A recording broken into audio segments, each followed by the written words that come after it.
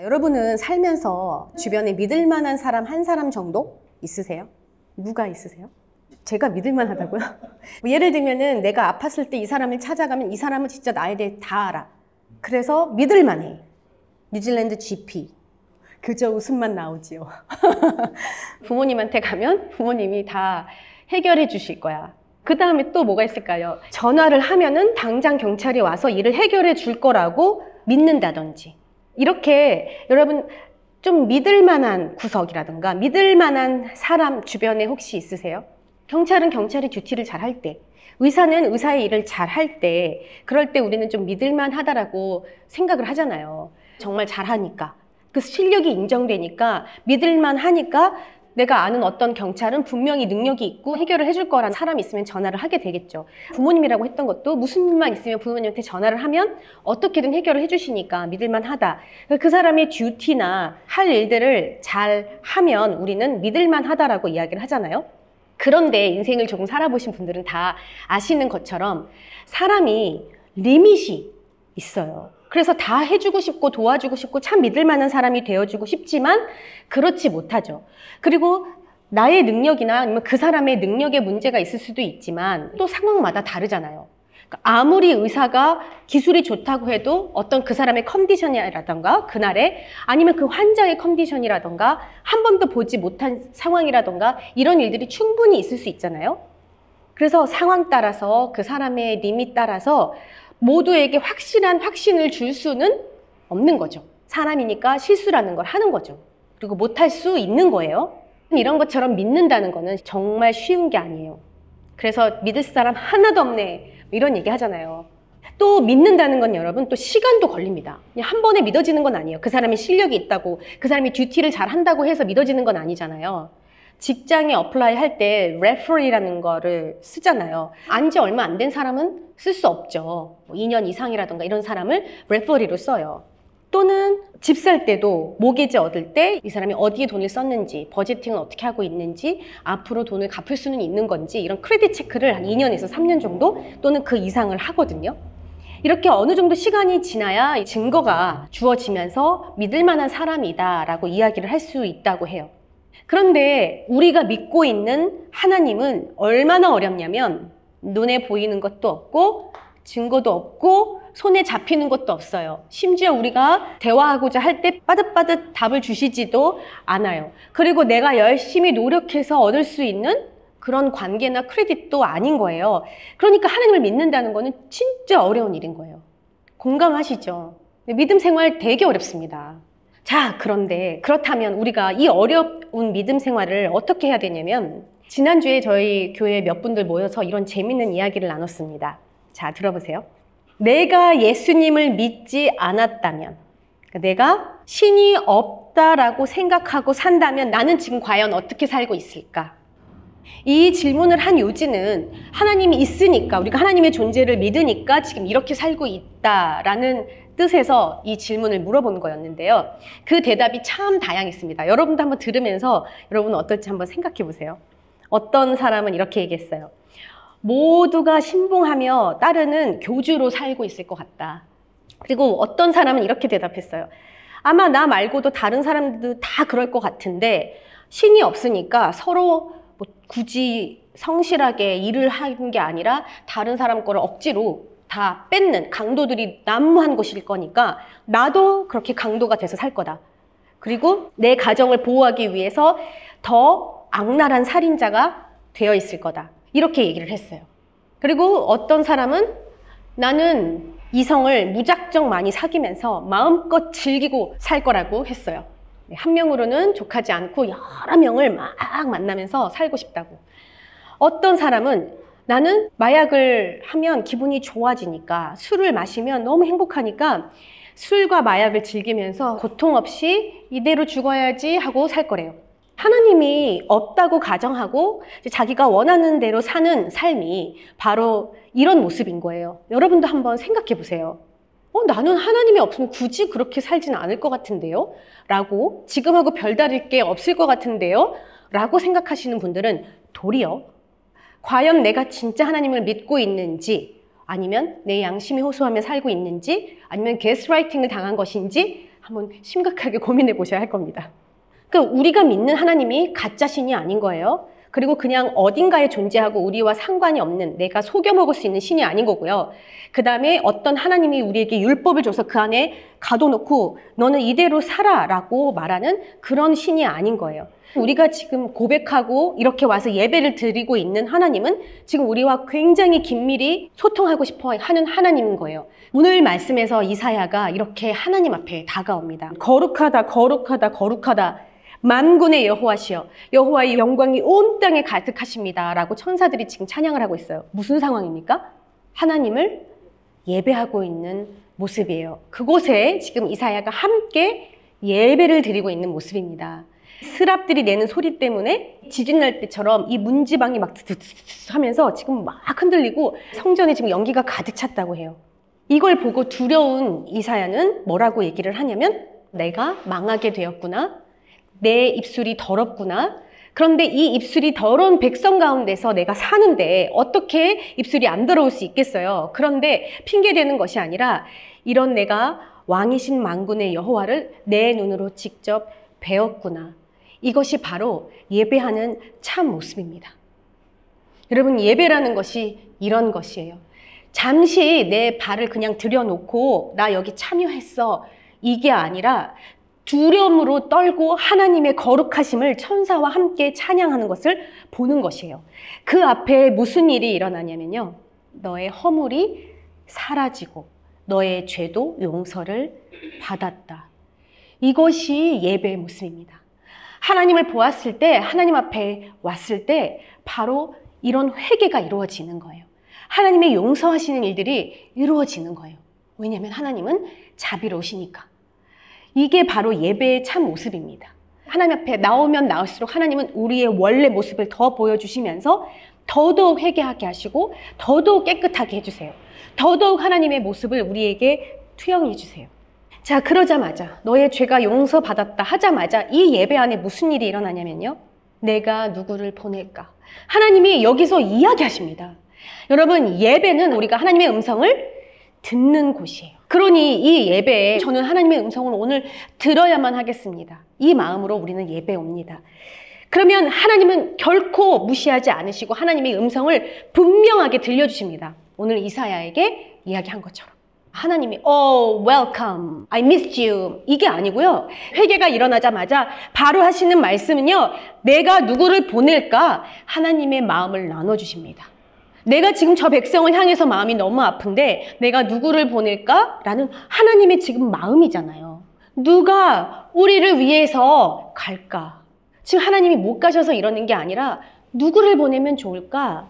라고 지금 생각하고 있는 것을 이사야가 지금 듣고 있는 거예요. 그러니까 우리가 하나님의 음성을 듣는다는 것이 꼭 이렇게 진짜 귀로 다 듣는 게 아니라 이 하나님의 존재 자체, 영이신 하나님을 그대로 우리가 다 교류하는 것이 하나님의 음성을 듣는 것이에요. 그런데 하나님의 누가 우리를 위해서 갈까? 하고 생각하고 있는 이 마음이 이사야에게 들렸고 보였어요. 이사야가 바로 거기서 반응이 뭐냐면 저는 죄인입니다. 갈 수 없습니다. 이게 아니라 허물이 사라졌기 때문에 내 죄가 용서받아버렸기 때문에 이사야는 바로 이야기합니다. 제가 여기 있습니다. 저를 보내주십시오. 그러자 하나님은 바로 이렇게 얘기합니다. 가라. 가서 백성에게 전하여라.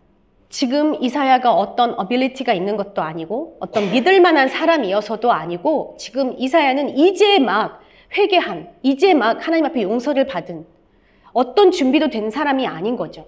그런데 하나님은 이사야에게 가라고 해요. 그리고 가서 전하라고 해요. 무엇을 전하죠? 하나님의 마음을.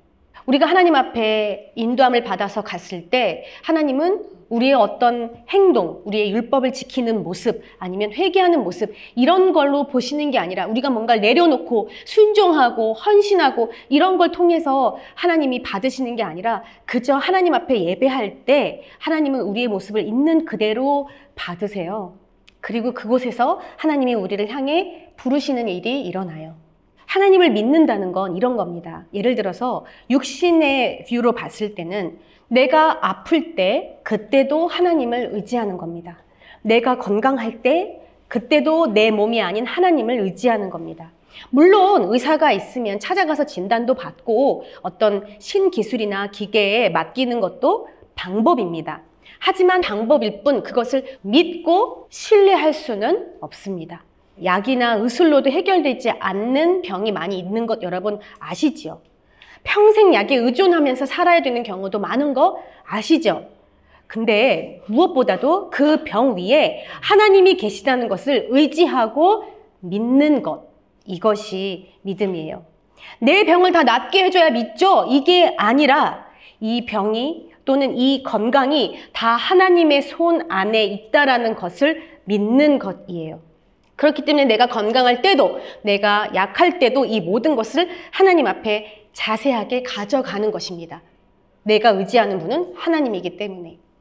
지금 우리가 참 아픈 사람도 없이 이렇게 건강하고 좋지만 어느 순간 어떤 사람이 어떻게 사고로 무슨 일이 날지는 모르는 거예요. 예를 들면 이렇습니다. 다이어트를 해요. 하나님, 저는요 이제쯤은 살을 좀 빼야겠습니다. 이제는 이제 여자친구를 만들어야 되지 않겠습니까? 그러니까 저는 한 달 다이어트를 막 하겠습니다. 너무 좋아요. 근데 하나님 앞에 기도하고 가져가는 거예요.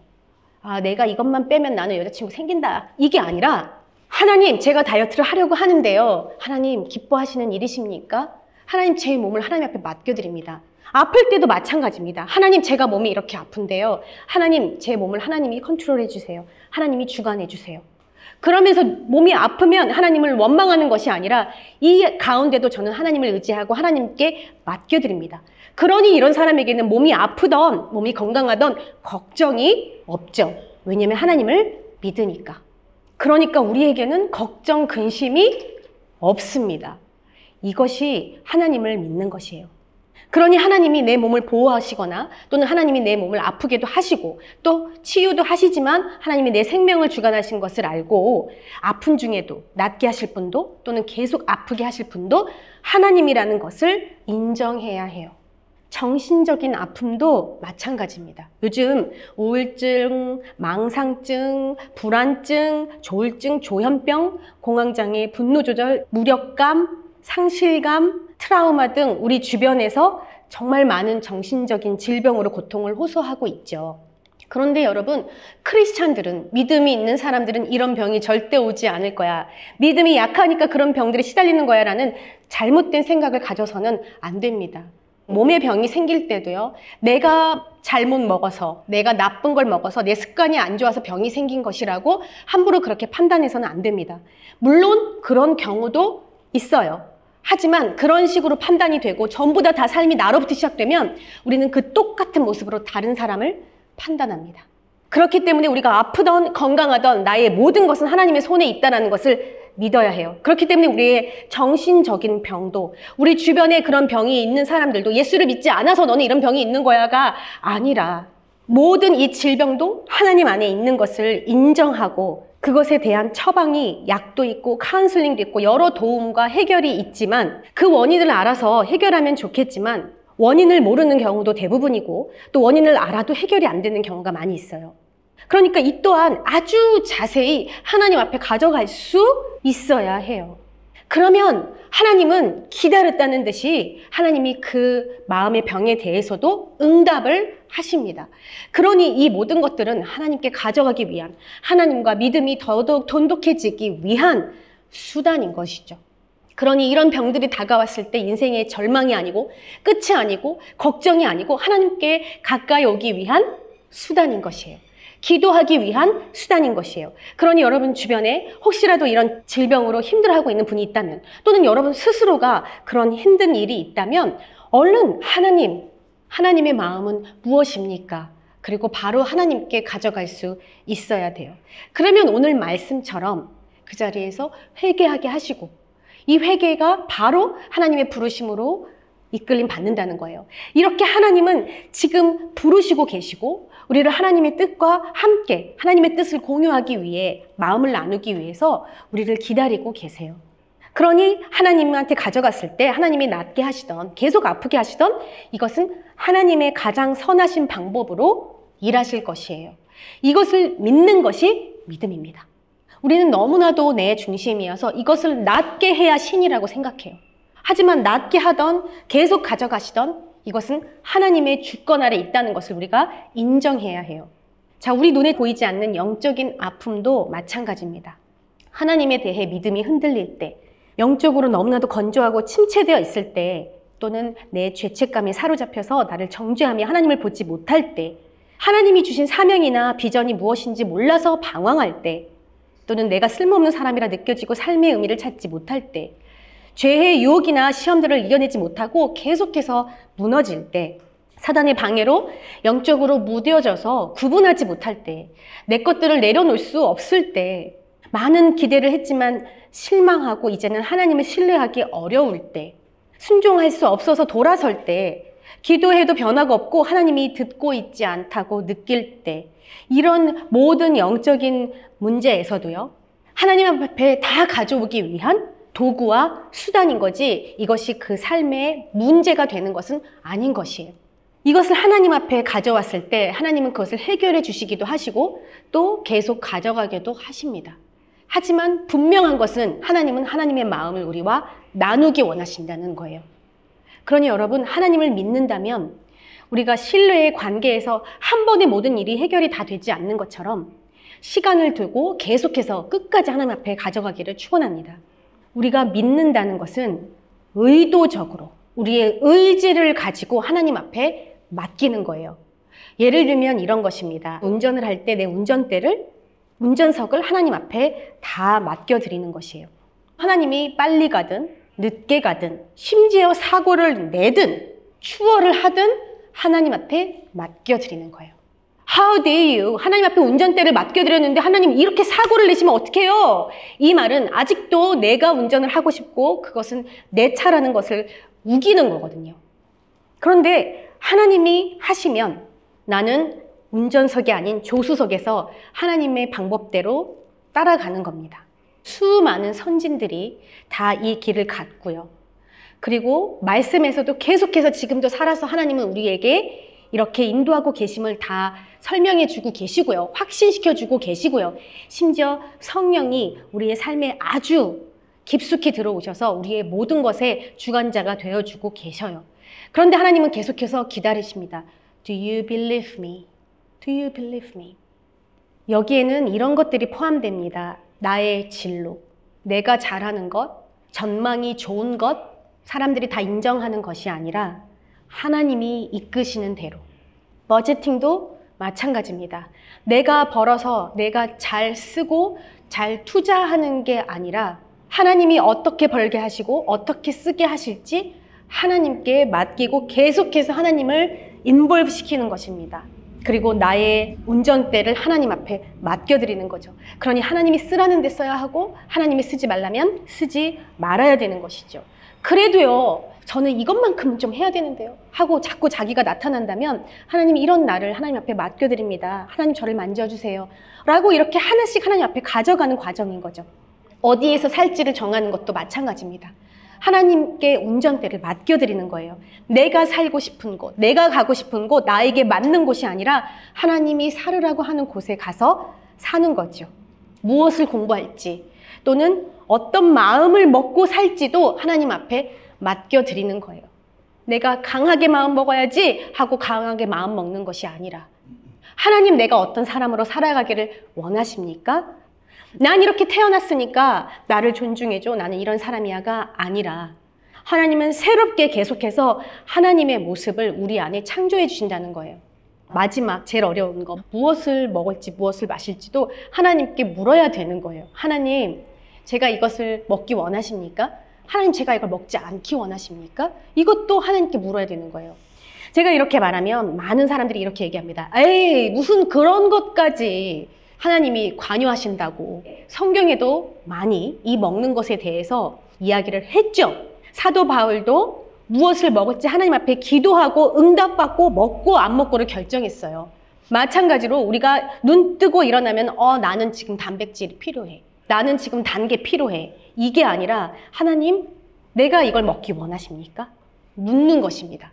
먹기 싫은데도 하나님이 지금은 많이 먹어도 라고 할 때도 있고, 이렇게 우리는 깊숙이 우리 삶에서 하나님이 이끌어 주시는 대로, 하나님이 원하시는 대로 반응하며 살 수 있어야 해요. 이것이 바로 우리 믿음의 삶인 거예요. 우리의 생각 어딘가에서 그저 하나님을 믿는 것은 아무런 힘이 없습니다. 실질적으로 우리 삶에서 우리가 하나님을 예배하는 삶, 이렇게 하나님을 모셔드리는 삶이 바로 하나님을 믿는 것이에요. 그리고 또한 우리가 믿는다는 것은 하나님을 내 주인으로 선포하는 거예요. 아까 우리가 처음에 시작할 때 우리의 삶의 모습으로 사람을 전도한다는 것은 참 쉽지 않습니다 라는 이야기를 나눴지요. 맞아요. 믿음이라는 건 정말 갖기 힘든 거거든요. 그러니까 예수님 믿으십니까? 믿어. 그냥 너 교회 나와. 하나님 너 사랑해. 자, 고백해. 네. 이렇게 따라하고. 네, 예수님이 내 구주라고 믿습니다. 이러고 나서 자, 이제 예수님 자녀가 됐어. 이렇게 되는 건 절대 아니라는 거예요. 전도라는 건요, 하나님의 마음을 전하는 것이에요. 그렇기 때문에 나의 삶의 스타일, 내가 선한 일을 행하는 것, 이런 것으로 전도되는 것이 아니라 하나님의 마음을 그대로 전하는데 전도의 의미가 있어요. 그리고 하나님이 그 안에서 일을 하시죠.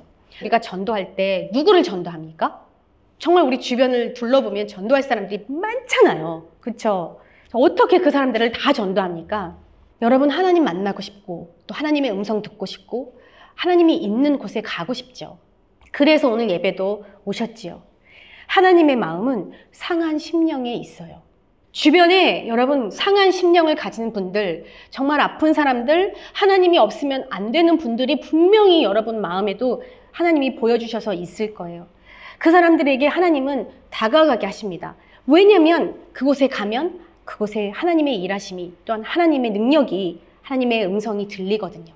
여러분 삶에 하나님의 음성이 들리지 않거든, 앞길이 확실하지 않거든, 문제가 있거든, 여러분 참 하나님의 마음이 있는 그 아픈 심령에게 다가가세요.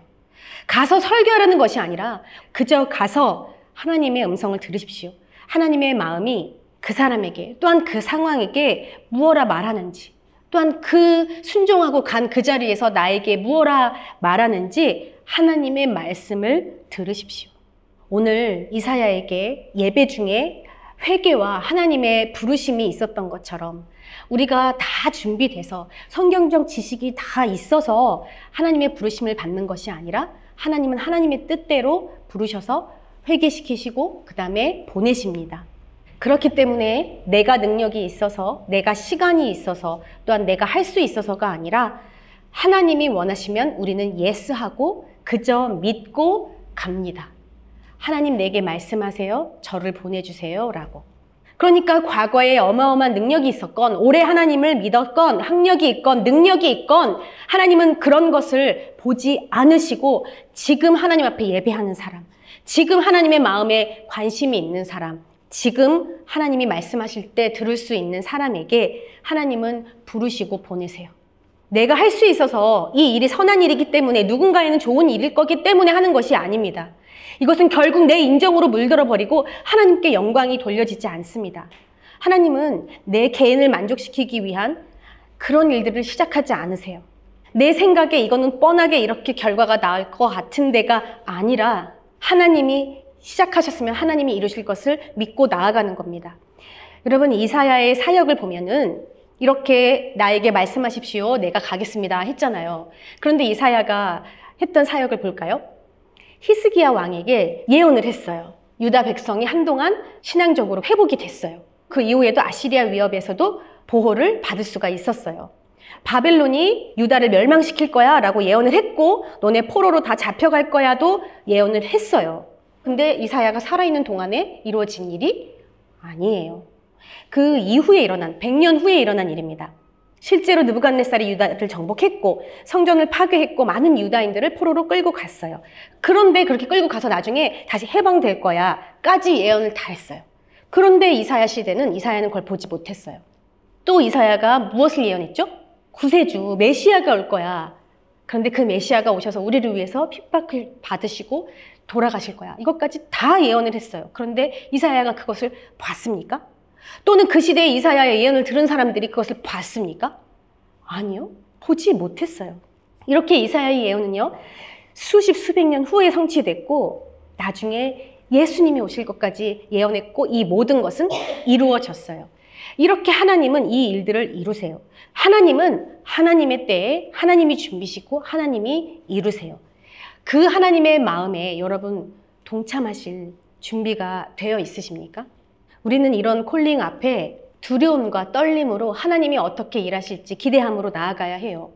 이런 사명이 없이는, 이런 콜링이 없이는 우리 삶에서 아무리 믿음을 가지고 하나님을 믿으려고 해봤자 우리는 계속해서 넘어집니다. 계속해서 도루묵이 되고 계속해서 믿음 없음으로 돌아갑니다.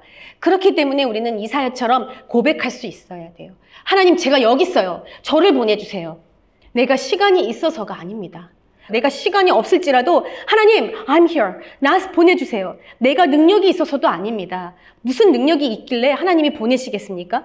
또한 사람들에게 꽤 인정받는 인격을 가져서도 아닙니다. 모두에게 좋은 것이니까 하는 것도 아닙니다. 하나님이 부르셨으면 하나님은 그 일을 누구를 통해서든 하십니다. 하나님은 이렇게 개인적으로도 부르세요. 하지만 하나님은 이 공동체로도 부르세요. 하나님의 이름으로 모인 이 공동체에는 하나님의 확실한 계획과 인도하심이 있습니다. 이 오픈처치 말고 다른 교회에도 하나님은 확실한 하나님의 계획과 인도하심이 다 있습니다. 모든 것이 다 하나님의 선 안에 있겠지만 다 다른 콜링들이 있겠지요.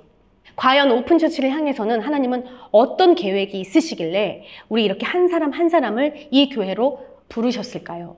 여러분이 지금 이 교회로 부르신 데는 하나님의 의도와 계획이 있습니다. 하나님 왜 우리를 이렇게 모이게 하셨을까요? 여러분 그 하나님의 마음을 알고 싶지 않으세요? 이 교회를 향한 부르심을 알고 싶지 않으세요? 한 사람도 여기에 액시던트로 온 사람이 없다는 거예요. 한 사람 한 사람에게 이 교회를 향한 하나님의 부르심이 다 주어져 있다는 것이에요. 여러분에게 하나님이 주시는 콜링은 과연 무엇입니까? 그저 교회에서 맡겨주는 사역이니까 이게 아니라 이 교회 전체를 부르시는 하나님의 뜻을 알고 하나님의 마음을 알아서 정말 적극적으로 이사야처럼 하나님 저 여기 있습니다. 저를 사용해 주세요. 저를 보내주세요. 라고 하나님 앞에 나아가는 여러분 되시기를 바랍니다. 하나님은 하나님의 목적에 따라 사람들을 불러 모으세요. 그리고 하나님을 향해 믿음의 여정을 걷는 사람들에게 이 한 부르심의 목적대로 그에 맞는 역할과 임무를 부여하십니다. 하나님의 미션을 나눠주시고 그에 맞게 하나님은 분담을 시켜주십니다. 때로는 우리가 이해가 되지 않고 때로는 우리가 하지 못하는 부분들도 있지만요. 우리는 하나님 앞에 순종하면서 이 하나님을 알아가고 하나님의 음성을 듣습니다. 또한 이렇게 서로에게 임하시는 하나님의 역사를 통해서 하나님의 그 다양한 성품을 알아가고요. 하나님의 빅픽처를 점점 보게 돼요. 우리에게 질병이 있다고 해서 또는 우리가 나았다고 해서 건강하다고 해서 하나님이 그 나은 곳에 아름다운 곳에만 계신 것이 아니라 그 질병을 주신 것도 하나님이시라는 것을 우리가 인정해야 하는 것처럼 우리가 인도함 받은 그 자리가 하나님이 주신 곳이라는 것을 우리는 인정해야 되는 것이지요.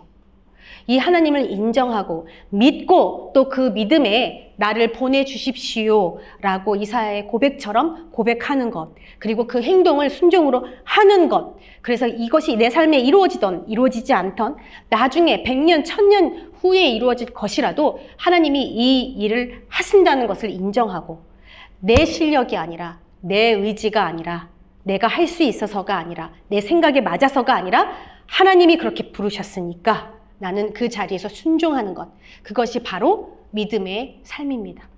여러분 이 부르심에 오늘 이사야처럼 나를 보내주십시오. 제가 여기 있습니다.